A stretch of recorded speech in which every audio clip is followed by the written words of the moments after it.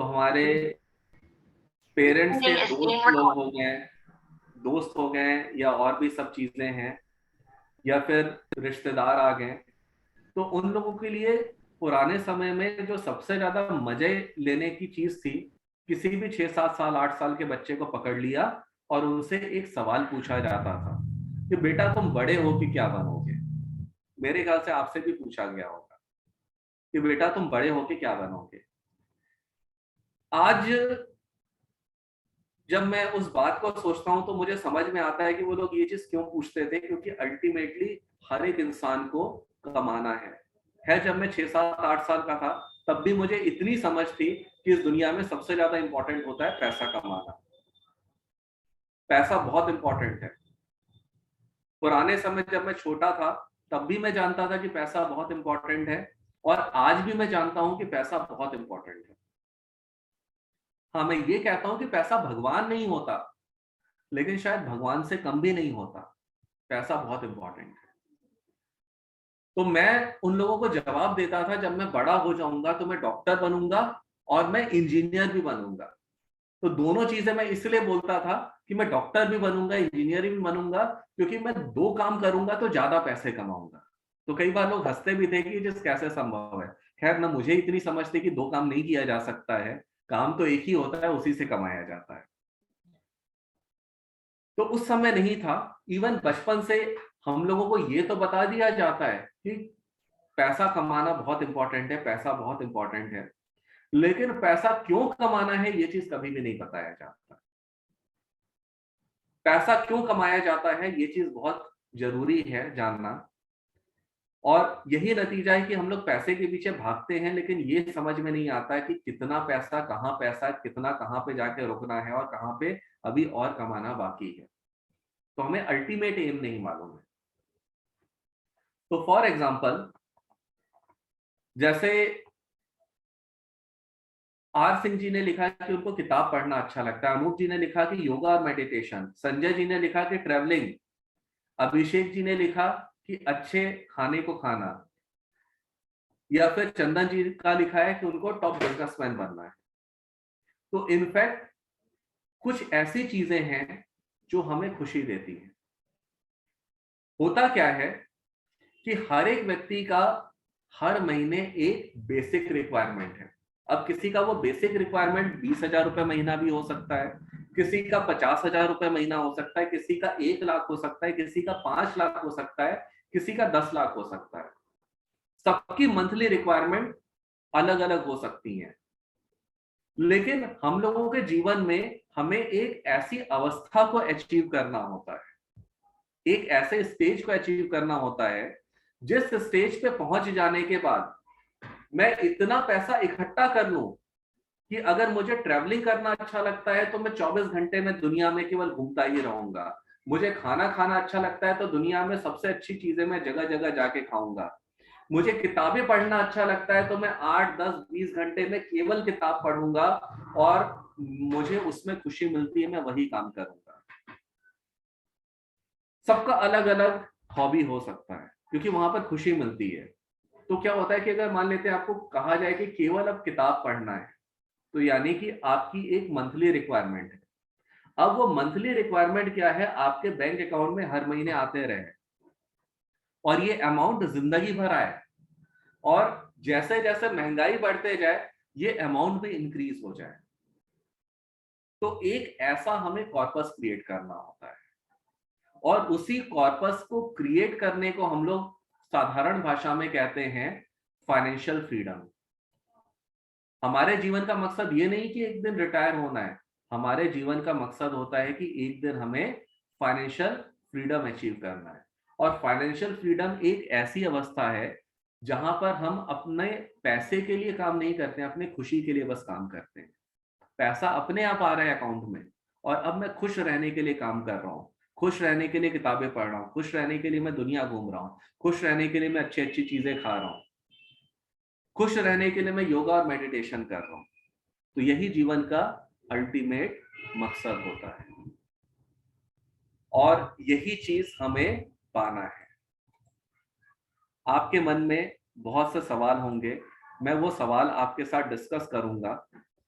उम्मीद करता हूं कि आज आपका जो है, ये जो सेशन आपने अटेंड किया है, आपके जीवन में कुछ पॉजिटिव चीज लाया हो। बाकी आपके मन में बहुत से सवाल हैं, वो जानता हूं, वो हो सकता है।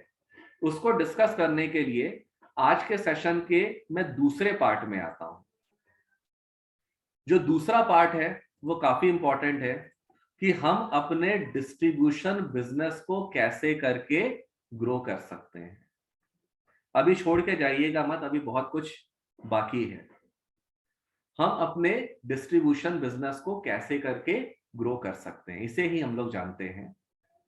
तो सबसे पहला, हम लोगों का अस्तित्व ही इसी चीज में है कि हम लोग कैसे करके क्लाइंट को एक्वायर करें, कहां से हम लोग क्लाइंट को ढूंढ पाए। तो सबसे पहला जो स्टेप होता है क्लाइंट को एक्वायर करना। और क्लाइंट एक्वायर करने से पहले हमें अपने आप को समझना पड़ेगा, और हम ये समझेंगे कि हमारे लिए जो सबसे अच्छा क्लाइंट है वो कौन हो सकता है। सबके लिए अलग अलग हो सकता है अच्छा क्लाइंट। कुछ लोग होते हैं वो बोलते हैं कि मैं डॉक्टर्स के साथ जब डील करता हूं तो मैं बहुत कंफर्टेबल महसूस करता हूं। कुछ लोग ऐसे होते हैं जो लोग बोलते हैं कि मुझे जॉब वाले लोग मेरे पास ज्यादा अच्छी तरह से काम कर पाते हैं, मैं उनके साथ अच्छी तरह से जुड़ पाता हूं। कुछ लोग कहते हैं कि मैं बिजनेसमैन लोगों के साथ अच्छी तरह से जुड़ पाता हूं। ठीक इसी तरह सबका एक अलग अलग रिक्वायरमेंट हो सकता है। कोई कहता है कि मेरे पास गिने चुने लेकिन बहुत पैसे वाले कस्टमर हो, और कोई कहता है कि नहीं, मेरे पास भले छोटे छोटे क्लाइंट्स हों लेकिन वो बहुत ढेर सारे हों। तो सबका अलग अलग मकसद हो सकता है। ऐसा नहीं कि अगर मुझे डॉक्टरों के साथ डील करने में अच्छा लगता है तो मेरे पास जॉब वाला या बिजनेस वाला आ जाएगा तो मैं उनको मना कर दूंगा। नहीं, सबका स्वागत करना है। मेरे पास हर तरह के क्लाइंट का स्वागत है, लेकिन कुछ ऐसे क्लाइंट हैं जिनकी तरफ मैं ज्यादा फोकस करता हूँ या ज्यादा मैं कंफर्टेबल महसूस करता हूँ। तो सबसे पहले तो मुझे ये डिफाइन करना है कि मेरा जो अल्टीमेट क्लाइंट है वो कैसा होना चाहिए। दूसरा, हम लोग तब तक अपने क्लाइंट को एक्वायर नहीं कर सकते हैं जब तक हम क्लाइंट से मिले नहीं। यानी कि हम जब बहुत ढेर सारे लोगों से मिलते हैं तब उनमें से कुछ लोग हमारे क्लाइंट बन पाते हैं। तो इसके लिए बहुत जरूरी है कि हम सोशल हों। अब सोशल होने का मतलब एक तो रास्ता ये हो सकता है कि मैं सोशल मीडिया का सहारा लूं और उसमें मैं एडवर्टाइजमेंट करूं। सोशल मीडिया जैसे कि आपका हो गया व्हाट्सएप, हो गया आपका फेसबुक, हो गया ट्विटर, हो गया लिंक्डइन, हो गया, ये सारे सोशल मीडिया के एग्जाम्पल हैं। मैं इनके माध्यम से अपने क्लाइंट को ढूंढूं।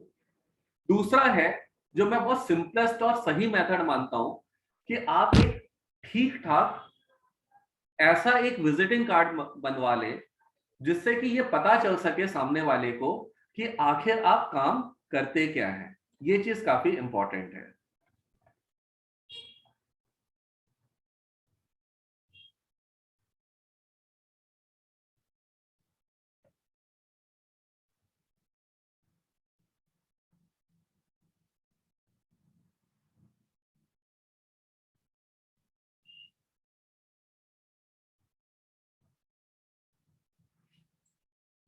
इवन मैं अभी ये देख रहा हूँ चंदन कुमार जी ने एक बहुत अच्छी कविता लिखी है। मैं चाहूंगा कि आप इसे जरूर पढ़ें। बहुत अच्छी कविता है। लास्ट में जब पूरा सेशन कंप्लीट करूंगा तब उस समय ये कविता मैं पढ़ के सुनाऊंगा। बहुत अच्छी कविता लिखी है।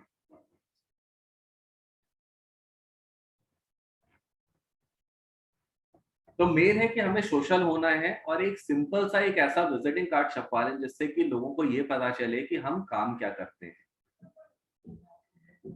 तो सोशल होने के लिए बहुत जरूरी है, तो बहुत बेसिक रिक्वायरमेंट है कि लोगों को आप बताएं कि आप क्या काम करते हैं।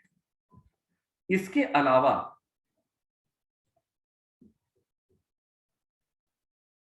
हाँ सर, ये बहुत अच्छा है sir, mutual fund distributor pamphlet distribute कर सकते हैं। बिल्कुल सही है, बस उसी टॉपिक पे आ रहा हूँ। अब मार्केटिंग कैंपेन हम लोग फेसबुक मार्केटिंग कर सकते हैं, सोशल मीडिया मार्केटिंग कर सकते हैं, बहुत तरह की मार्केटिंग कर सकते हैं। इवन जिस जमाने में मैंने शुरुआत की थी सन 2001 में, उस समय क्या होता था, कोल्ड कॉलिंग, यानी कि फोन उठाया, एमटीएनएल का डायरेक्टरी उठाया और उसमें जो नंबर देखते गए सबको एक एक करके फोन करते हैं। लेकिन सच्चाई ये है कि आज के डेट में वो वाला सिस्टम जो टेलीफोन वाला था वो शायद उतना सक्सेसफुल नहीं रहा, क्योंकि आपके भी पास बहुत से कॉल आते होंगे, आप सुनते ही काट देते हैं। जैसे ही कोई कुछ बोलता है तुरंत आप काट देते हैं, क्योंकि ज्यादातर आपकी वो रिक्वायरमेंट नहीं होती है। तो आप सोशल मीडिया मार्केटिंग कर सकते हैं, लेकिन सोशल, मैं ये नहीं कहता कि उसमें सफलता नहीं मिलेगी, बिल्कुल मिलेगी। लेकिन क्या होता है कि कई महीने बाद आपको समझ में आता है कि क्या आपके सही शब्द हैं, किन शब्दों का चयन करना है, जिसके कारण आपका वो मीडिया मार्केटिंग सफल होता है। इसके अलावा एक और चीज मुझे राकेश जी ने लिखा है कि sir mutual fund distributor pamphlet distribute कर सकते हैं। सर इसका जवाब ये है कि आज के 2 साल पहले तक ये हालत था, 2-3 साल पहले तक, कि आप अखबार उठाते थे तो अखबार उठाते ही उसमें बहुत ढेर सारे पैम्फलेट गिर जाते थे, यानी कि बहुत ज्यादा पैम्फलेट आते थे। लेकिन आज के डेट में क्या होता है कि जब आप अखबार उठाते हैं तो उसमें ना के बराबर पैम्फलेट आते हैं, बहुत ही कम आते हैं। क्योंकि अब पैम्फलेट बहुत कम आते हैं, तो मैं इस निष्कर्ष पे निकलता हूं कि अब अगर आपका पैम्फलेट जाएगा तो नजर जरूर उसके ऊपर पड़ेगी। तो यानी कि पैम्फलेट डिस्ट्रीब्यूट करने से आपको फायदा जरूर होगा, क्योंकि अब पहले जितना ढेर सारा पैम्फलेट नहीं आता। अब क्या है, पैम्फलेट डिस्ट्रीब्यूट करेंगे तो उसका रिजल्ट आएगा। हो सकता है देर सवेरे आए, आपको नंबर ऑफ पैम्फलेट्स बहुत ज्यादा डिस्ट्रीब्यूट करने के बाद आए, लेकिन आएगा जरूर, ये चीज तो श्योर है। तो आप अपना मार्केटिंग कैंपेन अपने हिसाब से कर सकते हैं। इवन मैं कुछ ऐसे भी डिस्ट्रीब्यूटर्स को जानता हूं या मिला हूं जिनका कि 100 करोड़ से भी ऊपर का ईएम है। वो कहते थे कि मैं केवल अपने घर के 5 किलोमीटर की दूरी पे ही बस मार्केटिंग करता हूं और वहां पर के ही क्लाइंट्स बनाता हूं। हाँ, उन क्लाइंट्स के रेफरेंस से कोई दूसरा मिल जाए तो मैं उनके पास चला जाता हूं, लेकिन मेरा फोकस एरिया मेरा एरिया है। तो अलग अलग मार्केटिंग कैंपेन्स हो सकते हैं। इसके अलावा ये चीज बहुत जरूरी है कि मैं क्लाइंट्स के एक्सपेक्टेशंस को समझूं। क्लाइंट मेरे से चाहता क्या है, ये काफी जरूरी है। हम लोग क्या करते हैं, क्लाइंट के पास जाते हैं, उनको दिखाते हैं कि सर इधर देखिए 10% का रिटर्न है, इधर 15% का रिटर्न है, इधर 20% का रिटर्न है। सर देखिए 1 साल में पैसा डबल हो गया। मैं सच बात बोलूं, जब आप इस तरह की बातें करते हैं ना कि 15%, 20%, 50% का रिटर्न आता है, क्लाइंट आपसे एक्सपेक्ट करने लगता है कि आगे भी आप वैसा ही रिटर्न देंगे। और रियलिटी ये है कि मार्केट कभी भी इतनी अच्छी नहीं होती। मार्केट में उतार चढ़ाव होते रहते हैं, कभी बहुत अच्छा रिटर्न आता है तो कभी नेगेटिव भी चला जाता है। और नतीजा क्या होगा कि अगर आप इतना ज्यादा हाई एक्सपेक्टेशन उनके अंदर डाल देंगे, तो कल को जब रिटर्न कम होगा तो वो आपसे नाराज होंगे, वो आपको छोड़ेंगे। तो इसलिए कभी भी क्लाइंट को इतना ज्यादा उम्मीद मत जगाइए जो चीज असंभव हो। मैं सच बात बोलूं, अपने अनुभव से कह रहा हूं, कोई भी क्लाइंट अगर उसको एफडी से ऊपर कुछ भी मिल जाए वो उससे सेटिस्फाइड है। तो क्लाइंट को केवल उतना ही एक्सपेक्टेशन कीजिए कि आपके साथ जुड़ने के बाद एफडी से कुछ ऊपर रिटर्न आएगा, 15, 20, 50% डबल हो जाएगा, इस तरह की कोई बातें मत कीजिए। और कोई भी क्लाइंट अंदर से भी यही चाहता है कि बस एफडी से कुछ ऊपर आ जाए, उतने से वो सेटिस्फाइड है। और अगर हम लोग केवल उतना ही कर पाए, जो कि ज्यादा आसान है, डबल करने की बजाय एफडी से ऊपर आए, यही हमारा मकसद होना चाहिए। तो उतने ही एक्सपेक्टेशन से बात कीजिए, और क्लाइंट से उनके रिटर्न की बात मत कीजिए, उनके फाइनेंशियल गोल्स की बात कीजिए, उनके बच्चों के बारे में बात कीजिए, बच्चों की पढ़ाई के बारे में बात कीजिए, बच्चों के शादी के बारे में बात कीजिए, उनके मकान खरीदने के बारे में बात कीजिए, उनके रिटायरमेंट की बात कीजिए, उनके फाइनेंशियल फ्रीडम की बात कीजिए। इसके अलावा जब भी शुरुआत की जाए, शुरुआत हमेशा नॉन फाइनेंशियल टॉपिक से करनी चाहिए। जैसे आप क्लाइंट से मिले, उनसे इधर उधर की बातें कीजिए। जैसे आज काफी धूप है, आज बहुत सर्दी है, आज बारिश हो रही है, यहां से बातचीत शुरू कीजिए। अगर आपको लगता है कि वो किसी पॉलिटिकल पार्टी को पसंद करता है तो उनके पॉलिटिकल जो भी हीरो हैं उनके बारे में बात कीजिए। इस तरह से करके आप बातों की शुरुआत कर सकते हैं। होता क्या है, जब आप इधर उधर की फालतू बातें करते हैं और क्लाइंट को ये मालूम है कि आप फाइनेंस का काम करते हैं, आप इन्वेस्टमेंट और सेविंग्स का काम करते हैं, तो क्लाइंट खुद ही शुरुआत करेगा। फाइनेंस, सेविंग, इन्वेस्टमेंट, इन सब की बातों की शुरुआत वो खुद ही करेगा। वो आपसे और सुनना चाहेगा। जब क्लाइंट शुरुआत कर देता है बात करना, तो फिर क्या होता है, क्लाइंट आपके साथ जुड़ना चाहता है। वो एक्सपेक्ट करता है कि अब आप उनसे सेविंग और इन्वेस्टमेंट्स की बात कर रहे हैं। तो अगर नॉन फाइनेंशियल टॉपिक से आप शुरुआत करते हैं, तो क्लाइंट अपने आप ही कोशिश करेगा फाइनेंशियल टॉपिक पे आने की। इसके अलावा आप उनके साथ भले समय लगे, उनको एक-एक चीज बहुत डिटेल में समझाएं, उनकी जरूरतों को समझें और उनकी जरूरतों को समझने के बाद ही उनको कोई एडवाइस करें। इससे क्या होता है कि क्लाइंट अवेयर होता है और इसके अलावा आपके ऊपर भरोसा बढ़ता है। इसके अलावा आपको एक बहुत अच्छा कस्टमर सर्विस प्रोवाइड करना है। अब अच्छे कस्टमर सर्विस का मतलब ये नहीं होता कि बहुत अच्छा रिटर्न। अच्छे कस्टमर सर्विस का मतलब होता है कि जब भी क्लाइंट को आपकी जरूरत पड़ती है, आप उनके प्रॉब्लम्स को सॉल्व कर देते हैं। अब इसके लिए ये चीज जरूरी है। पुराने समय, आज से 4 साल पहले जब मैं लोगों से बोलता था ना कि अपने आप को ऑनलाइन करो, तो लोग उस समय हंसते थे कि सर ऑनलाइन कौन आएगा, क्लाइंट के पास जाएंगे, उनके साथ फॉर्म भरेंगे, क्लाइंट के साथ चाय पियेंगे, इस तरह से बिजनेस बढ़ता है। लेकिन रियलिटी क्या है, आज का युग है ऑनलाइन। आप जितना ज्यादा ऑनलाइन कर पाएंगे, उतना ज्यादा आप अच्छी सर्विस दे पाएंगे, उतना एरर फ्री रह सकते हैं। इसके अलावा पुराने सिस्टम में जब आप हर एक क्लाइंट के पास जाते थे, तो आप एवरेज 1 या 2 क्लाइंट से ज्यादा दिन में नहीं मिल सकते हैं। अगर पूरे महीने का एवरेज निकालें तो शायद 30-40 क्लाइंट से ज्यादा का एवरेज नहीं निकल सकता। लेकिन अगर आप पूरी तरह से अपने आप को ऑनलाइन रखते हैं और ऑनलाइन ही क्लाइंट्स को की सर्विस की सारी जरूरतों को पूरा करते हैं, तो आप दिन भर में 10 से 30 लोगों से भी बातचीत कर सकते हैं, उनकी सर्विसेज, उनको सर्विस प्रोवाइड कर सकते हैं, उनके प्रॉब्लम्स को सॉल्व कर सकते हैं। और फाइनली एक एक्सपीरियंस ये कहता है कि एक मेरा सेटिस्फाइड क्लाइंट जिंदगी में 5 नए क्लाइंट्स देता है। जो 5 नए क्लाइंट्स मिलेंगे, जब वो सेटिस्फाइड होंगे तो वो आगे और 5 लोगों को रेफर करेंगे। और इसी तरह से क्या होता है कि हम लोगों का रेफरेंस के बेसिस पे बिजनेस चलता है। जब रेफरेंस के थ्रू हमारे पास क्लाइंट आता है, तो 80-90% तो वो उसी समय सेटिस्फाइड हो चुका होता है, क्योंकि उनके दोस्त ने कहा है कि मैं भी इन्हीं के साथ इन्वेस्टमेंट करता हूं। तो यानी कि 80-90% तो उन्होंने आपका काम कर ही दिया, जो आपके पुराने क्लाइंट हैं। और नए क्लाइंट्स को क्या है, बस उनको गाइड करना है, उनको अवेयर करना है, उनको जानकारी देना है। वो तो आपके साथ जुड़ने के लिए तैयार ही। तो जो रेफर्ड क्लाइंट होता है, उसके साथ ज्यादा मेहनत नहीं करनी पड़ती। अब समय चेंज होने वाला है। पुराने समय में क्या था, बस आप एक बैग लटकाए या हाथ में एक बैग लिए, उसमें तरह तरह के फॉर्म रखे और फॉर्म जाके आपने दे दिया और फॉर्म भरवा लिया, वही सर्विस कहा जाता था। लेकिन जैसे जैसे बाकी सारे फील्ड्स डेवलप हुए, इन्वेस्टमेंट भी समय के साथ बहुत तेजी से बदल रहा है, इन्वेस्टमेंट बिजनेस भी बदल रहा है। आज का समय जो है, या यूं कहें कि आने वाला समय, वही अच्छा फाइनेंशियल एडवाइजर होगा जो नॉलेजेबल होगा। तो नॉलेज आज की आपकी जरूरत है। आपको क्या क्या चीजें सीखने की जरूरत है नॉलेज में। सबसे पहला है कि आपको क्लाइंट रिलेशनशिप स्किल सीखना है, कि क्लाइंट्स को कैसे करके मैनेज किया जाता है, उनसे कैसे करके डील किया जाए। इसके ऊपर निवेश.com आपको बहुत से प्रोग्राम्स कराता है। बिजनेस को कैसे करके डेवलप किया जाए, इसके ऊपर भी बहुत से प्रोग्राम्स होते हैं। रिसर्च कैसे किया जाए, ये भी निवेश आपको प्रोवाइड कर रहा है।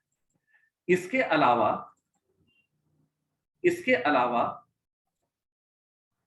Money management skill, money management skill, जैसे अभी आप मेरा प्रोग्राम अटेंड कर रहे हैं, इसमें क्या है, कैसे करके पैसे को मैनेज किया जाए। इसके ऊपर आगे भी बहुत से प्रोग्राम होंगे जो कि निवेश.com आपके लिए प्रोवाइड कराएगा। जैसे अभी एक प्रोग्राम है, इसी तरह से बहुत से प्रोग्राम होते हैं। कल भी आपका एक प्रोग्राम है जिसमें मैं एक्सेल में कुछ ऐसे कैलकुलेशन सिखाऊंगा जो कि आप अपने क्लाइंट के सामने बैठ के उनकी पूरी प्लानिंग करने के लिए यूज कर सकते हैं। उनका पूरा एक तरह से छोटे लेवल का गोल प्लानिंग कर सकते हैं उन्हीं सारे कैलकुलेशंस को यूज करके। तो वो एक्सेल में बताऊंगा, आज के सेशन के एंड में बताऊंगा कि कल किस तरह से प्रोग्राम होगा, उसके लिए आपको क्या क्या तैयारी करनी है। तैयारी कुछ नहीं करनी है, कोई खास नहीं, आपको किस तरह से कल क्लास अटेंड करना है ये मैं बताऊंगा। तो मनी मैनेजमेंट स्किल के ऊपर तो बहुत से ट्रेनिंग्स हो सकते हैं और आगे होते रहेंगे, और आपको अपने तरफ से भी बहुत कुछ सीखने की जरूरत है। इसके अलावा हमें इंटरपर्सनल स्किल्स भी सीखना बहुत जरूरी होता है। फॉर एग्जाम्पल, जो वर्बल कम्युनिकेशन जो हम लोग बोलते हैं वो हमारे लिए केवल इतना इंपॉर्टेंट है। जो नॉन वर्बल कम्युनिकेशन है, जो हम नहीं बोलते हैं, वो हमारे लिए इतना इंपॉर्टेंट है। और सबसे खास बात, क्लाइंट जो बोल रहा है उसको सुनना इतना इंपॉर्टेंट है। तो ये चीज आपको खुद ब खुद सीखना पड़ेगा। कई बार क्या होता है कि चुप रहने से हमें ज्यादा अच्छा बिजनेस मिलता है। अब सवाल ये उठता है कि हम अपने एसेट अंडर मैनेजमेंट को कैसे करके इंक्रीज करें। जितना बड़ा हमारा एसेट अंडर मैनेजमेंट होगा, हम उतना ज्यादा पैसा कमाएंगे। तो पहली चीज, म्यूचुअल फंड सही है। अगर मैं ये चीज कहता हूं, इसका मतलब ये नहीं होता कि बाकी जितने भी फाइनेंशियल प्रोडक्ट्स हैं वो गलत हैं। अगर म्यूचुअल फंड सही है तो बाकी सारे प्रोडक्ट्स भी सही हैं। आप और कौन कौन से फाइनेंशियल प्रोडक्ट्स में डील कर सकते हैं? सबसे पहले आप लाइफ इंश्योरेंस में डील कर सकते हैं म्यूचुअल फंड के अलावा। तरह तरह के लाइफ इंश्योरेंस प्रोडक्ट होते हैं जिनकी आप जानकारी ले सकते हैं, और उसमें भी निवेश.com आपकी काफी हेल्प करता है। इसके अलावा जनरल इंश्योरेंस में क्या है जो बहुत ज्यादा इंपॉर्टेंट है, जो हमारे क्लाइंट्स आज के डेट में सर्च करते हैं, वो है हेल्थ इंश्योरेंस। हो सकता है कोरोना का तीसरा फेज आ जाए तो वहां पे कोरोना कवच पॉलिसी भी आपके काम आएगी। इसके अलावा पर्सनल एक्सीडेंट इंश्योरेंस, घर का इंश्योरेंस, गाड़ियों का इंश्योरेंस, दुकान का इंश्योरेंस, फायर का इंश्योरेंस, फैक्ट्रीज का इंश्योरेंस, इस तरह से बहुत से इंश्योरेंस हो सकते हैं जिसे हम अपने क्लाइंट को दे सकते हैं। इसके अलावा बहुत से ऐसे लोग हैं जो इक्विटी मार्केट से डरते हैं, शेयर मार्केट से डरते हैं, उनको म्यूचुअल फंड नहीं समझ में आता है। ऐसे लोगों को आरबीआई फ्लोटिंग रेट बॉन्ड दे सकते हैं। सर, भारत सरकार आज के डेट में 7.15% रिटर्न दे रही है, इससे अच्छी बात क्या होगी। इसके अलावा बहुत से लोग गोल्ड में इन्वेस्ट करना चाहते हैं, सेफ, टैक्स फ्री पूरी तरह से तो नहीं है। इसमें क्या होता है कि आपका सोने के भाव से पैसा बढ़ता है और साथ में हर साल एक फिक्स्ड रिटर्न भी आता है, जो कि एक बहुत अच्छी चीज है। इसके अलावा किसी ने अपनी प्रॉपर्टी सेल की, आप उनको 54 ईसी कैपिटल गेन बॉन्ड भी दे सकते हैं। इसके अलावा बहुत से अच्छे कंपनीज के जिनका रेटिंग बहुत अच्छा है, उनके फिक्स डिपॉजिट भी अपने क्लाइंट्स को दे सकते हैं। आप अपने रिलेशनशिप मैनेजर से इन सारी चीजों के ऊपर बात कर सकते हैं। इसके अलावा एक और मैं कहता हूं, भविष्य का investment, peer to peer lending investment, इसमें भी आप शुरुआत कर दीजिए। इसमें नॉर्मल फिक्स डिपॉजिट से ज्यादा अच्छा रिटर्न आता है, और इसको मैं कहता हूं भविष्य का इन्वेस्टमेंट। आने वाले समय में बहुत ज्यादा पीयर टू पीयर लैंडिंग चलेगा भारत में। अभी तो जस्ट शुरुआत है, इंडस्ट्री 2-3 साल पुरानी है और पूरी तरह से आरबीआई रेगुलेटेड है।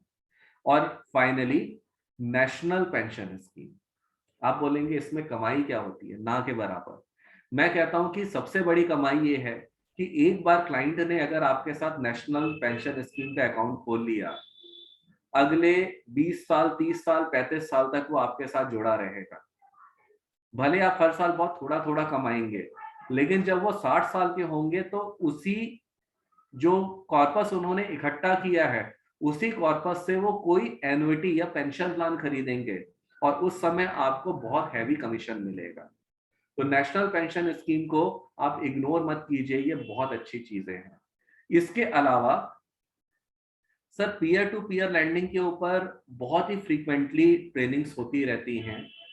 तो मैं तमन्ना मैडम से बोलूंगा अभी थोड़ी देर में कि वो आपको इसके ऊपर गाइड करें। और इसके अलावा जो आपके रिलेशनशिप मैनेजर हैं निवेश.com में, जब जब आपके पीयर टू पीयर लैंडिंग के ऊपर ट्रेनिंग्स होंगी वो आपको इन्फॉर्म जरूर करें। तो हमें नेशनल पेंशन स्कीम को भी इग्नोर नहीं करना है, यानी कि हर जगह से आपके कमाई का स्रोत चलते रहना चाहिए। अब एक और हम लोग चीज समझते हैं, the value of building our SIP book. हम लोग जनरली क्या होता है, लमसम के पीछे भागते हैं, लेकिन एसआईपी एक बहुत बड़ा हमारे लिए टूल है। इस टूल को समझते हैं, इसका पावर क्या है। तो इसके पावर को समझने के लिए मैं आपको एक एक्सेल शीट दिखाता हूं, और इस एक्सेल शीट को तमन्ना जी आपके साथ शेयर कर देंगी। ये बहुत ही सिंप्लीफाइड एक्सेल शीट है। इसमें 4 ग्रीन कलर के सेल्स हैं, जिसमें केवल आपको अपना डेटा डालना है और तुरंत आपका रिजल्ट सामने आ जाएगा कि आपकी क्या कमाई रहेगी, कैसे रहेगी। तो सबसे पहले मैं आप में से किसी एक वॉलंटियर को चाहूंगा जो आगे आए। आप अपना आई लिख के आप बोलें, फिर आपके ही एग्जाम्पल को मैं लेके मैं शुरुआत करूंगा। जस्ट शुरुआत कीजिए, अपना नाम लिख दीजिए या आई लिख के। मुझे आप में से एक वॉलंटियर चाहिए। संजय वर्मा जी, बिल्कुल सही। तो संजय जी, मैं आपसे ही शुरुआत करूंगा। संजय जी, वैसे मैं एक बहुत पर्सनल सवाल पूछ रहा हूं, आप इसका जवाब देना चाहें तो दे सकते हैं, नहीं देना चाहें तो आप ना भी कर सकते हैं। सर, आपका इस समय करंट एसआईपी कितना चल रहा होगा आपके क्लाइंट्स का आपके साथ? जस्ट यहाँ पर चैट बॉक्स में लिख के बता सकते हैं।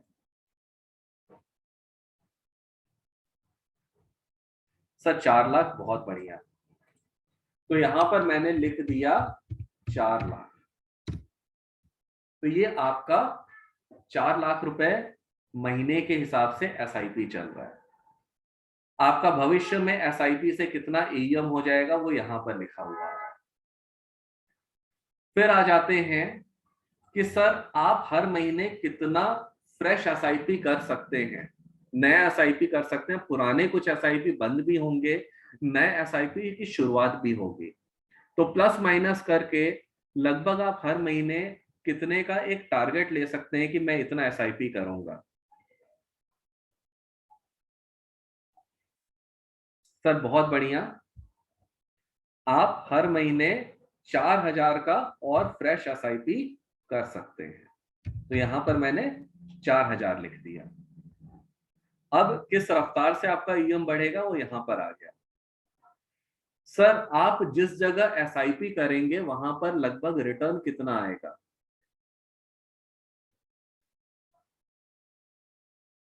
कितना रिटर्न आएगा, जस्ट मुझे बताएं। जिस भी इंस्ट्रूमेंट में या जिस भी फंड में एसआईपी करेंगे तो वहां पे लगभग कितना रिटर्न आ जाएगा, जिसको हम लोग CAGR कहते हैं या कंपाउंड रिटर्न कहते हैं। सर 11% मैंने यहां पर लिख दिया। सर, आप जिस स्कीम में पैसा लगाएंगे वहां पर लगभग आपका ट्रेल इनकम कितना आएगा, ट्रेल कमीशन कितना आएगा?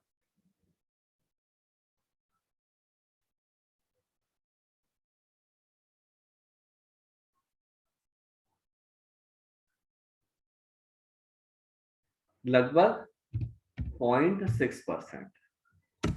तो सर ये आपका चार्ट पूरा बन के तैयार हो गया। अब इसको कैसे करके समझना है। 4 लाख रुपए आपका एसआईपी चल रहा है और आपने लिया है 4000 रुपए महीने का टारगेट। इस हिसाब से आप यहां पर देखेंगे टोटल इनकम का यहां पर पूरा हर साल का आ जाएगा। पहले साल लगभग आपका 17,003 रुपए की इनकम हुई पूरे साल में, ठीक है। दूसरे साल आपके पास आया 53,294 रुपए। इस तरह से करके यहाँ पर चौथे साल के बाद लाखों में आपकी इनकम स्टार्ट हो गई। और फिर करते करते करते आज से 20 साल बाद आपकी एक साल की इनकम हुई 33,45,000 274 की। टोटल जो 20 साल में आपकी इनकम हुई है वो है 2,19,00,000, 2,19,69,389। अब अगर मैं यहां पर ये मान लूं कि आपका जो भी पैसा है, आप जो भी कमाते हैं, वो सारा पैसा ऐसे जगह इन्वेस्ट कर देते हैं जहां पर 11% का रिटर्न बनता है। आप उस पैसे को यूज नहीं करते हैं। जो भी आपके पास पैसा आता है, आप पूरे पैसे को आप इन्वेस्ट कर देते हैं, उसी जगह इन्वेस्ट करते हैं जहां पे आप अपने क्लाइंट्स का पैसा लगा रहे हैं। तो इस तरह से 20 साल बाद आपका जो पोर्टफोलियो का साइज रहेगा वो रहेगा 3,89,81,784। ये एक बहुत अच्छा मेथड है आपके लाइफ में खुद के लिए फाइनेंशियल फ्रीडम अचीव करना। अगर आप कहते हैं कि ठीक है, आज से मैं अपना सारा काम, आज मैं अपना नया काम शुरू कर रहा हूं, यानी कि मेरे पास एकदम जीरो बिजनेस है, मैं केवल 4,000 रुपए महीना फ्रेश एसआईपी करूंगा, तब भी सर आपके पास 1,41,52,510 रुपए हो जाते हैं, अगर आप इसी ढंग से अपना बिजनेस करते रहें और जो कमाते हैं उसको आगे भी इन्वेस्ट करते रहें। आप कहते हैं कि ठीक है, मैं अब आज अपना सारा काम बंद कर रहा हूं, मुझे आज के बाद कोई भी काम नहीं करना, बस जो मेरे 4 लाख का एसआईपी चल रहा है यही चलता रहेगा अगले 20 साल तक, मैं कोई नया फ्रेश बिजनेस नहीं करूंगा, तब भी सर आपका 2,48,29,273 रुपए का कॉर्पस क्रिएट हो जाएगा। तो आप इस तरह से करके ये वाला जो एक्सेल शीट है आप यूज करके भविष्य के इनकम को भी कैलकुलेट कर सकते हैं। कोई अगर बहुत पुराने इस बिजनेस में है तो हो सकता है उनका 10 लाख का एसआईपी बुक हो, तो एक 10 लाख रुपए का अगर किसी का एसआईपी बुक है तो बड़े आराम से जो भी आपका एसआईपी अमाउंट है उसका लगभग 2 से 5% के बीच में लोग अपना पैसा हर महीने फ्रेश बिजनेस ला सकते हैं। यानी कि 2 से 5% में एक आइडियली लेता हूं कि एक अगर किसी का 10 लाख का एसआईपी बुक है, वो बड़े आराम से 25,000 रुपए महीने का हर महीने फ्रेश एसआईपी लगा कर सकता है अपने क्लाइंट्स का। इस तरह से क्या होगा कि आप देख सकते हैं कि उनकी इनकम आज से 20 साल बाद लगभग उनका जो खुद का कॉर्पस रहेगा वो हो जाएगा 15,26,26,376 रुपए। तो ये बहुत अच्छा अमाउंट है। इस ढंग से आप अपने इस एक्सेल को यूज करके आप अपने भविष्य में आप बहुत कुछ बना सकते हैं। अनूप जी, ये वाला जो है आपके साथ बिल्कुल शेयर किया जाएगा। इस सेशन के बाद 1 या 2 दिन में तमन्ना जी आपके साथ ये शेयर कर देंगे। सर एक है second year 17 lakhs, kindly explain please provide this excel sheet to my. ठीक है संजय जी, अगर आप सेकेंड ईयर में कुछ चेंज करना चाहते हैं, हर साल बढ़ाना चाहते हैं, तो आप ये समझ लें कि पहले साल का आप यहाँ पर खुद लिख दें और जो भी आपका अमाउंट है यहाँ पर एसआईपी आप यहाँ पर उसे लिख के भी आप कर सकते हैं। बाकी कुछ चेंजेस कैसे करके करना है, अगर जरूरत पड़े तो आप अपने रिलेशनशिप मैनेजर से भी बात कर सकते हैं और सॉरी आप अपने रिलेशनशिप मैनेजर से भी बात कर सकते हैं और जरूरत पड़ने पे आप मुझे भी कॉल कर सकते हैं, मैं आपको एक्सप्लेन कर दूंगा कि इसमें और फर्दर चेंजेस कैसे किए जा सकते हैं। ये वाला मैंने इस ढंग से बनाया है कि केवल एक बेसिक जरूरत किसी की पूरी हो जाए, अदरवाइज एक्सेल में बहुत से चेंजेस किए जा सकते हैं, उसका कोई एंड नहीं है। इनफैक्ट मैंने ऐसे लोगों को भी देखा है कि वो केवल एक्सेल यूज करके म्यूजिक कंपोज कर लेते हैं, तो ऐसे भी लोगों को मैंने देखा है। तो ये तो जस्ट एक कैलकुलेशन पार्ट है। तो बाकी आज के लिए इतना ही। आपके मन में कई सवाल होंगे, मैं वो सारे सवाल भी लूंगा। बाकी कल के लिए एक इंस्ट्रक्शन है, कल हम लोग एक्सेल में फाइनेंशियल प्लानिंग मैथमेटिक्स सीखेंगे। ये जिसको हम लोग time value of money calculation भी कहते हैं। ये एक बेसिक लेवल का आप कह सकते हैं कि छोटे छोटे फाइनेंशियल कैलकुलेशन एक्सेल में आप कैसे कर सकते हैं अपने क्लाइंट के लिए, वो सारी चीजें मैं सिखाऊंगा। इसके लिए कल आपको क्या करना होगा, आप अपना लैपटॉप या डेस्कटॉप, उसमें एक्सेल खोलेंगे और उसमें कैलकुलेशन करेंगे। और जो मेरी क्लास है, जो मैं आपको बोलूंगा या आप जो चीज देखेंगे, वीडियो देखेंगे, वो आप अपने प्रेफरेबली अपने मोबाइल पे देखें। मोबाइल पे मैं आपको बताऊंगा कैसे करके क्या करना है, आपको सारी चीजें बताऊंगा, और अपने लैपटॉप या डेस्कटॉप पे आप प्रैक्टिस करेंगे। तो इस तरह से करके कल की क्लास आप लोग अटेंड करेंगे। बाकी आपके मन में बहुत से सवाल होंगे, मैं वो सारे सवालों को सॉल्व करना पसंद करूंगा। आप सवाल पूछिए, हो सकता है मैं सारे सवाल का जवाब ना दे पाऊं, तो ऐसे सिचुएशन में तमन्ना जी आपके उन सवालों का जवाब देंगी, और अदरवाइज आपके रिलेशनशिप मैनेजर आपके उन समस्याओं या उन सवालों का जवाब दे पाएंगे। आप शुक्रिया चैट राहुल के जी। माध्यम से आप पूछ सकते हैं सवाल।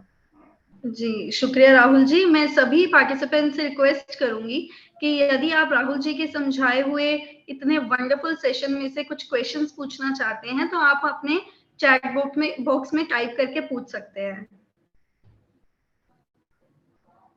बाकी मैंने एक चीज बोला था, एक कविता लिखी थी चंदन जी ने, जी। मैं एक बार पढ़ के सुनाना चाहूंगा। बचपन काटे काटे में पापा के सर पे, जवानी काटे खुद के बाल पे, आए बुढ़ापा काटे पैसे के बल पे। बहुत बढ़िया सर। मैं इसको ऐसा करता हूँ, ये इतनी अच्छी चीज आपने लिखी है, मैं इसको सेव ही कर लेता हूँ। इतनी अच्छी चीज कहीं मिलेगी नहीं दोबारा, इतने अपने पते की बात लिखी है। तो मैं क्या करता हूँ, इसको सेव कर लेता हूँ अपने पास।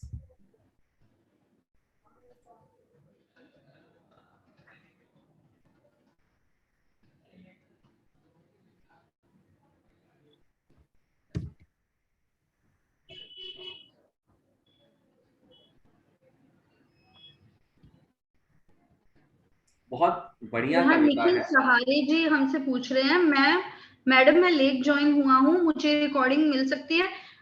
जी निखिल जी, आपको इस सेशन के बाद, हमारा एक कल दूसरा सेशन होगा, उसके बाद आपको रिकॉर्डिंग आपके साथ शेयर कर दी जाएगी। धन्यवाद। ठीक है। बचपन काटे मैं पापा के सर पे, जवानी कटे खुद के बल पे, आए बुढ़ापा कटे पैसे के बल पे। इसी के लिए मनी को फ्यूचर के लिए इन्वेस्टमेंट करना चाहिए, एंड लाइफ इंश्योरेंस है। बचत को भागों में बांटे, उसमें एक भाग बचत का। बहुत बढ़िया सर, बहुत बढ़िया आपने लिखा है सर। यानी कि आपकी हॉबी है कविताएं लिखना।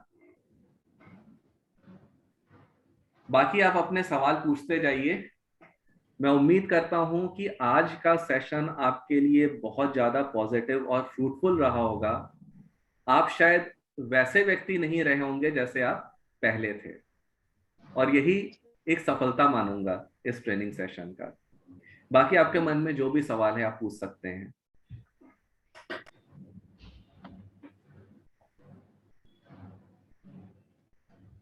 जो भी सवाल है आप पूछ सकते हैं, चैट बॉक्स के माध्यम से आप पूछ सकते हैं। आर सिंह जी ने लिखा है, thanks sir, wonderful session, very good, thank you sir. और कोई मन में सवाल है तो पूछ सकते हैं। मैं सभी पार्टिसिपेंट से रिक्वेस्ट करूंगी कि वो अपना क्वेश्चन चैट बॉक्स के माध्यम से पूछ सकते हैं।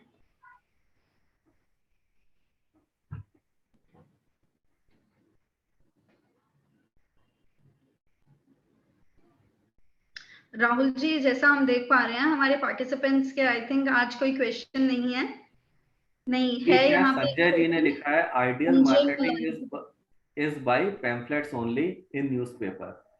सर, केवल न्यूज़पेपर ही नहीं, क्योंकि न्यूज़पेपर में क्या होता है, कई बार ट्रैक करना बड़ा मुश्किल हो जाता है कि उसने सच में न्यूज़पेपर में डाला है या नहीं डाला है।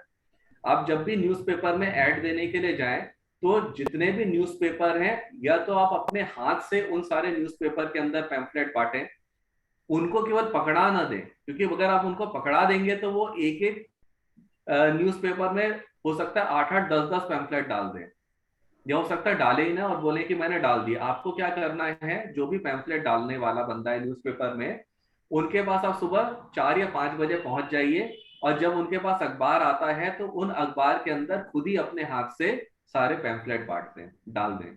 एक तो ये मेथड हो सकता है। बाकी आप अपने एरिया में खुद अगर पॉसिबल है तो खुद भी जाके आप पैम्फलेट डाल सकते हैं, तो ये एक बहुत अच्छा सॉल्यूशन होगा।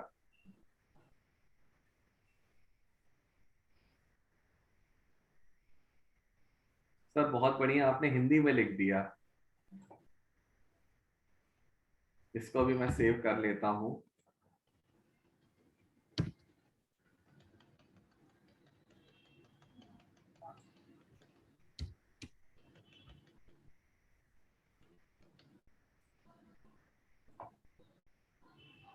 बाकी कोई मन में सवाल है तो पूछ सकते हैं।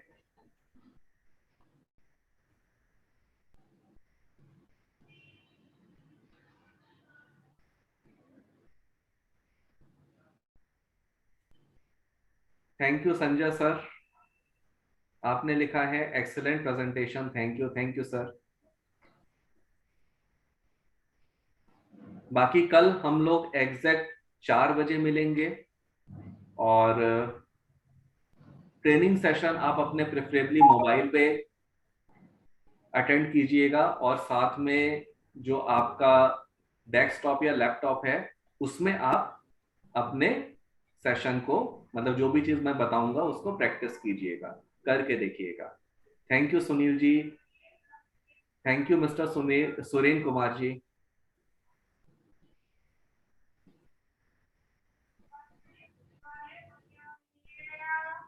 बाकी तमन्ना मैडम, आप कुछ बोलना चाहें तो आप बोल सकती हैं।